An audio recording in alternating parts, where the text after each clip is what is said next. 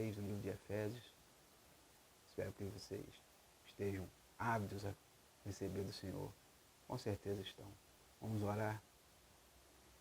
Senhor Deus Todo-Poderoso, Santo, Santo, Santo, louvado e engrandecido seja o nome do Senhor. Não há outro como Tu, ó Pai. Só o Senhor é Deus. Nos prostramos, Pai, reverenciamos só o Senhor é Deus sobre nossas vidas. Pai, peço, Senhor, esteja ministrando os nossos corações, esteja nos orientando, nos ensinando, nos arguindo, Pai, possamos aprender mais de Ti nesse dia, que tudo que for aqui falado venha do Teu santo trono, Pai. Esconda-me atrás do Teu véu, Pai. Esconda-me, Pai, atrás de Ti, que eu seja apenas um instrumento em Tuas mãos, Pai, porque toda a honra e glória pertence somente a Ti, ó Deus. Receba a nossa oração em nome de Jesus. Amém. Então, amados, vamos lá.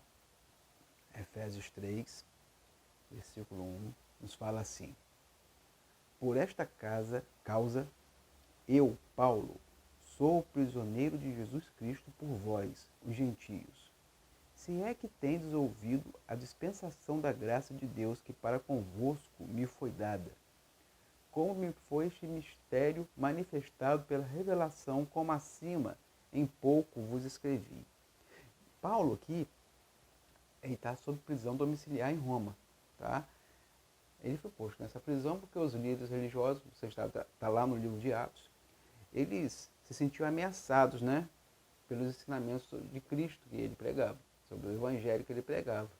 Então eles armaram uma forma de prender Paulo, né, acusando ele de traição e que ele estava formando uma rebelião. E dessa forma eles estavam incitando Roma a condená-lo, né, à morte. E isso era o poder dado aos romanos, porque Jerusalém, né, estava sob jurisdição de Roma. Aí ele vai e apela, como todos nós sabemos, ele apela que ele, como cidadão romano, ele também tinha cidadania romana, que ele queria ser julgado pelo imperador, ele queria estar na presença do imperador para ser julgado. E por isso ele é levado à prisão domiciliar em Roma. Tá? Mas aqui, apesar de ele estar preso, ele não fala que é prisioneiro de Roma, ele fala que é prisioneiro de Jesus Cristo. A gente não sente o cheiro da prisão nessa carta. Porque, na verdade, ele está em corpo preso, mas o espírito dele está em Cristo. Ele está livre. O espírito dele não está prisioneiro. Você sente isso aqui na carta. O corpo dele está, mas o espírito dele está livre. Ele está livre em Cristo. Né? E ele fala mais, ele estava preso pela missão que foi dada a ele por Deus, que em favor dos gentios, né? E o mistério que ele fala que foi revelado para ele é o que foi falado antes, que é acerca do desejo de Deus, o plano de Deus de que fosse formada uma igreja composta de judeus e gentios convertidos. Ele estava preso por isso. Então ele estava preso em Cristo. Amém? Vamos lá para o 4 que fala assim: Pelo que, quando ledes, podeis perceber a minha compreensão do mistério de Cristo, o qual, noutros séculos, não foi manifestado aos filhos dos homens, como agora tem sido revelado pelo Espírito aos seus santos apóstolos e profetas. A saber que os gentios são cordeiros de um mesmo corpo e participantes da promessa em Cristo pelo Evangelho. Então, Paulo afirma aqui que a compreensão desse mistério que a gente falou acerca da igreja foi revelada e que foi revelado que ele estava compartilhando, não havia sido apresentado no passado. Não havia sido feita essa revelação, porque essa revelação é feita através do Espírito Santo. Então ela só poderia ser feita a partir da ascensão de Cristo, a partir do momento do Pentecostes, onde desceu o Espírito Santo. Porque essa revelação do desejo de Deus, do plano de Deus, quem traz a revelação é o Espírito Santo. Amém? Então, essa igreja, essa habitação de Deus no Espírito, se forma depois da ascensão de Jesus. Essa igreja só se forma depois da ascensão de Jesus. Tá? E ela se forma a partir disso, a partir do descido do Espírito Santo, onde os cristãos são batizados pelo Espírito Santo. Não estou falando de dons, tá? Mas todos nós que aceitamos Jesus Cristo somos batizados pelo Espírito Santo. Nós temos a marca do Cordeiro, nós nos batizamos e somos batizados pelo Espírito Santo, tá? Todos os membros da igreja são batizados pelo Espírito Santo, e essa igreja vai ser completa quando Jesus retornar para buscá-la. Vamos adiante? O 7 fala assim: do qual fui feito ministro pelo dom da graça de Deus que me foi dado, segundo a operação do seu poder. A mim, o mínimo de todos os santos, me foi dada esta graça de anunciar entre os gentios, por meio do Evangelho, as riquezas incompreensíveis de Cristo, e demonstrar a todos qual seja a dispensação do mistério, que desde os séculos esteve oculto em Deus, que tudo criou. Então, Paulo agora está falando do ministério dele, tá? Que foi dado como ele tinha aquilo como foi uma bênção, né? Imerecida, uma misericórdia de Deus sobre a vida dele. Porque ele era um fariseu orgulhoso, né? Vaidoso, e pela graça de Deus ele foi colocado como apóstolo, o qual ele mesmo se denominava como o menor de todos. E isso, essa atitude de Paulo de se ver como menor, não é uma falsa modéstia. É algo que todo cristão que está cheio do Espírito Santo, ele sente. Todo aquele que está cheio do Espírito Santo, ele vai ter esse pensamento de si mesmo. Porque ele consegue, né, a partir do momento que ele está com os olhos em Cristo, ele consegue perceber o quão pecador ele é, né, e ver a sua incapacidade, consegue reconhecer a incapacidade que ele tem. Então, realmente, você sente, eu não sou nada, eu dependo totalmente de Cristo. E ele aqui, o caso do Paulo, tem um agravante, porque ele sabia, ele tinha sido perseguidor de Jesus, porque ele perseguiu a igreja, então ele perseguiu a Cristo. Ele tem essa situação entre que ele, poxa, foi imerecido, é a misericórdia de Deus sobre a minha vida. Eu de perseguidor, agora sou perseguido, né? E ele agora, como ele é de perseguidor, ele agora é perseguido. E ele fala mais da igreja, né? Ele fala, então, o meu ministério foi dado por Deus, e através desse meu ministério me foi mostrado esse plano de Deus, que eu estou passando para vocês. Né? Que desde a eternidade Deus tinha esse plano, mas só foi revelado a partir de Cristo. Isso já era um plano de Deus desde sempre. Não foi revelado antes. Tinha que vir Cristo. Cristo tinha que aparecer, ascender, descer o Espírito Santo, e a partir disso houve essa revelação. Amém? Nunca foi o plano de Deus só ter o povo judeu. O plano de Deus abrangeu toda a humanidade. Tá? Sempre foi o plano de Deus. Vamos adiante no 10. Nos fala assim: para que agora pela igreja a multiforme sabedoria de Deus seja conhecida dos principados e potestades nos céus, segundo o eterno propósito que fez em Cristo Jesus nosso Senhor, no qual temos ousadia e acesso com confiança pela nossa fé nele. Então, a partir desse momento, o plano de Deus agora, através da igreja, é revelado a todos, aos anjos, aos seres celestiais e também às forças espirituais que eram hostis. Ou seja, os demônios, todas as forças hostis espirituais também estão sabendo do plano de Deus agora. Eles não sabiam. Através da igreja, esse plano é revelado, através de Cristo. Foi revelado que Deus enviou o melhor, Deus enviou o melhor dos céus para salvar o pior da terra. Glória a Deus. Não é verdade? E esse melhor, claro, nós sabemos, Jesus Cristo. E Jesus Cristo se torna o centro da salvação, porque a salvação consistiu na encarnação dele, sua morte, sepultamento, ressurreição, ascensão e glorificação. Todo esse processo que Jesus passou para nos trazer a salvação. Ele é o centro dessa salvação. E agora em Cristo, glória a Deus, temos o privilégio em ter acesso, entrar na presença de Deus, né? Através da oração. E nós entramos sem medo, porque antigamente o sumo sacerdote, ele fosse entrar na presença de Deus, se tivesse o pecado, morria e ficava lá.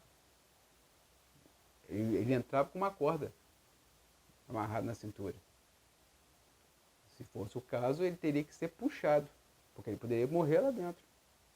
Aí ele seria puxado. Hoje nós entramos sem medo, né? Entramos como na presença de um pai, uma criança que vai chegar a um pai e falar com ele. É dessa forma que nós entramos na presença com Cristo, a presença de Deus em Cristo, tá? E entramos na certeza, né, como a confiança de uma criança, na certeza de que somos bem-vindos, na certeza de que seremos ouvidos e que vamos ter uma resposta afetuosa para a nossa situação. Nós temos a certeza em Cristo. Amém? Vamos adiante, vamos para o 13. Fala assim: portanto, vos peço que não desfaleçais nas minhas tribulações por vós, que são a vossa glória. É claro, os Efésios deviam estar tristes porque Paulo estava preso. Ele fala, não fiquem tristes não se entristeçam por eu estar preso, porque se eu estou preso é porque o meu ministério deu frutos. E esses frutos são vocês. Né? Eles deviam se orgulhar, ficarem alegres, de Paulo se encontrar digno de estar preso por causa de Cristo. É isso que ele está falando. Que bom que eu estou preso por causa de Cristo. Eu estou sofrendo perseguição por causa de Jesus. Isso aqui para mim não é uma desgraça. Eu considero isso aqui uma glória para mim. Então, isso aqui é um exemplo para todos nós.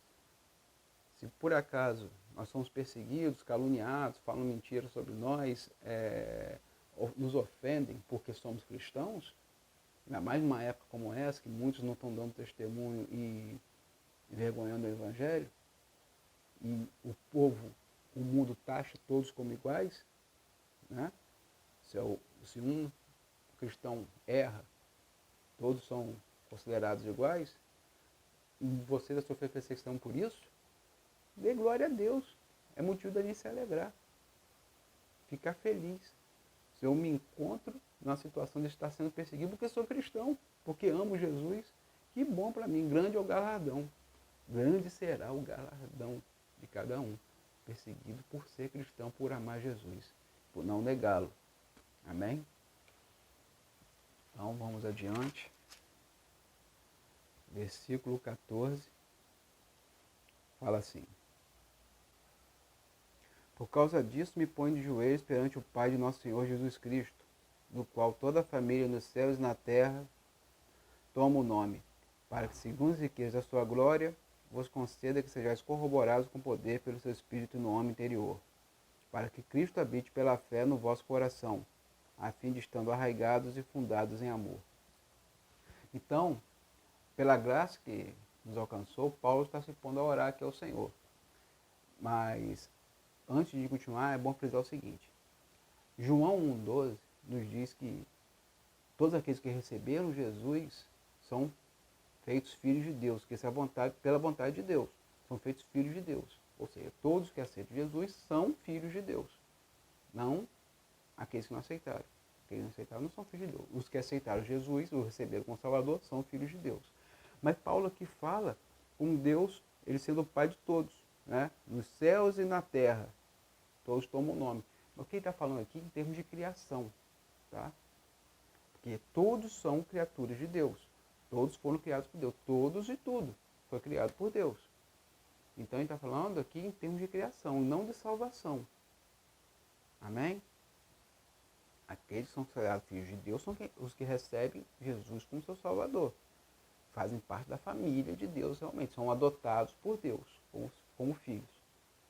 Tá? Mas aqui Paulo está falando em termos de criação. Dito isso, vamos adiante. Então, o que Paulo está fazendo? Ele está orando, né, ao Senhor e está pedindo algumas coisas. Primeiro, ele pede o quê? Que os cristãos sejam fortalecidos espiritualmente, né? Ele está pedindo para que assim eles se tornem mais estáveis, mais firmes, né? Mais maduros na fé. O Espírito Santo traz isso para a gente, para todos. O Espírito Santo traz, sim, mas traz como? Através da oração, da leitura da palavra. Isso vai nos tornar mais maduros, mais estáveis, mais firmes na fé. Ele está pedindo para Deus fazer isso e pede mais. Ele pede que, pela fé, Cristo habite nos corações deles. Tá, vamos pensar. A partir do momento que nós aceitamos Jesus, Cristo habita nos nossos corações. Sim, mas ele está falando aqui mais profundamente, que ele se sinta em casa. Habite nos nossos corações se sentindo em casa. Como ele se sentia em casa, a casa de Marta, de Lázaro, de Maria, ele se sentia em casa lá em Betânia, quando ele ia visitá-los em Betânia. E que Jesus se sinta também em casa, habitando nos nossos corações. Que ele tenha livre acesso a tudo, ao nosso coração, e se sinta bem. Porque a gente pode visitar alguém e ser bem recebido, sim. Mas tem que deslocar que você se sente em casa, tem total liberdade. E é assim que nós devemos deixar Jesus habitar nossos corações. Amém? E dessa forma, nós vamos nos tornar enraizados e alicerçados, né, no amor, que ele está falando aqui. E estamos nutridos no amor, porque é isso que a raiz faz, né? Ela nutre a árvore. Então nós vamos estar nutridos no amor, vamos estar estabilizados, vamos estar firmes. É isso que ele está pedindo ao Pai. Ele vai mais adiante, ele fala o quê? No 18. Poderes perfeitamente compreender com todos os santos qual seja a largura e o comprimento e a altura e a profundidade, e conhecer o amor de Cristo que excede todo entendimento, para que sejais cheios de toda a plenitude de Deus. Então, e agora estamos firmes no amor, podemos pelo menos nos aproximar de entendermos o amor de Cristo, o quão grande é o amor de Cristo. Tá? O quão, aí fala que tão largo é, ele é largo que ele alcança o mundo inteiro. Não faz distinção, atinge todos os povos. É tão comprido que atravessa eras. Vai de eternidade a eternidade. Ele alcança o passado, está no presente e alcançará o futuro. Tão comprido que é, e é tão alto que ele, quando nós ressuscitarmos, nós seremos colocados nos lugares celestiais, né? Junto com Cristo, claro. Seremos colocados nos altos lugares celestiais junto com Cristo, devido ao que? O quão profundo esse amor foi e é, que nos alcançou lá quando estava no abismo do pecado, estava lá na profundidade da nossa degradação, ele nos alcançou. Tão profundo o amor é, nos alcançou e vai nos colocar nos altos lugares celestiais com Cristo. Então ele é largo, é comprido, é alto e é profundo. E a gente não vai compreender, a gente não vai compreender totalmente, na verdade é isso. A gente não tem como compreender completamente o amor de Cristo. O amor de Cristo é como se fosse um oceano sem praia. É só água, oceano sem praia, você não tem praia, então é um mar infinito, um infinito de mar, infinito de água. É assim o amor de Cristo. Então, o que nós podemos é aprender um pouco mais a cada dia. E dessa forma, buscando nos tornarmos plenos de Deus. Não é pleno de todo o amor de Deus, porque a gente não tem como alcançar todo o amor de Cristo, compreendê-lo, mas pleno como um balde de água que se enche com a água do oceano. Um balde que se enche com a água do oceano, está cheio. E é isso que a gente tem que estar, cheio do amor de Deus. Contendo todo o amor de Deus, mas cheio do amor de Deus. É isso que ele está pedindo aqui na oração. E aqui no 20 ele vai e fala: ora, aquele que é poderoso para fazer tudo muito mais abundantemente, além daquilo que pedimos ou pensamos, segundo o poder que em nós opera. A esse glória na igreja por Jesus Cristo, em todas as gerações, para todo sempre. Amém.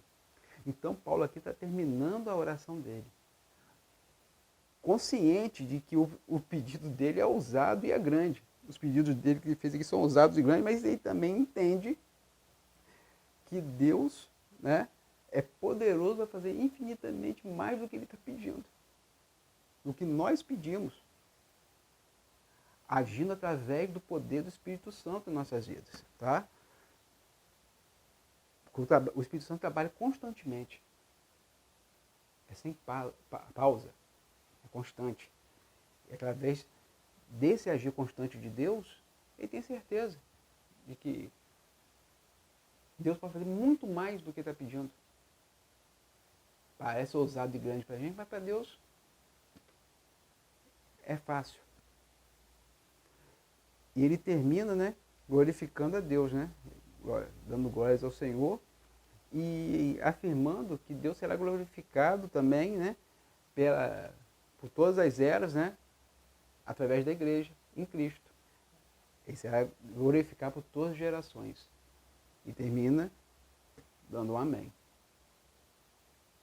Amém, amados? Entendido aqui o nosso capítulo 3, terminamos aqui. Que Deus possa estar abençoando vocês. Espero que o Espírito Santo esteja dando entendimento de tudo que foi falado aqui. Possamos crescer em amor, crescer no entendimento de Deus, nos tornarmos maduros e estáveis na fé e no amor de Cristo. Vamos orar? Senhor Deus Todo-Poderoso, louvado seja o teu nome, Pai. Oh Deus, obrigado por tudo que foi feito, Pai, por tudo que foi falado aqui. Obrigado pelo teu grande amor, pela tua misericórdia sobre nossas vidas, Senhor. Somos totalmente dependentes de Ti, Pai. Que o Senhor cresça cada dia mais e nós venhamos a diminuir. É importante que o Senhor cresça, o Senhor apareça e nós venhamos a desaparecer. A honra e glória pertence somente a Ti, Pai. Oh, Pai amado, obrigado pelo Teu amor. Obrigado por mais um dia de vida que o Senhor nos concedeu. Esteja conosco por toda essa semana, nos abençoando, nos guardando, nos livrando, Senhor. Muito obrigado por tudo. Receba a nossa oração em nome de Jesus. Amém. Amados, Deus abençoe a todos. Nos vemos aqui novamente semana que vem. Fiquem com Deus. Tchau, tchau. Shalom. Restaura-me, ó Deus,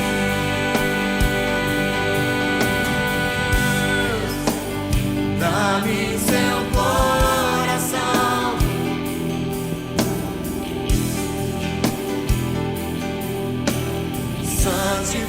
santifica-me, purifica-me, dá-me seus olhos,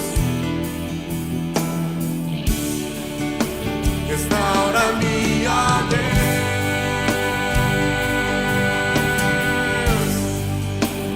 dá-me seu coração,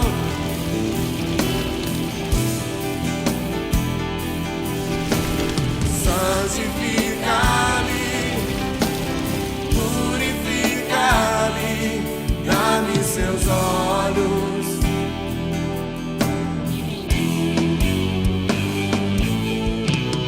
leva-me aos lugares da sua comunhão,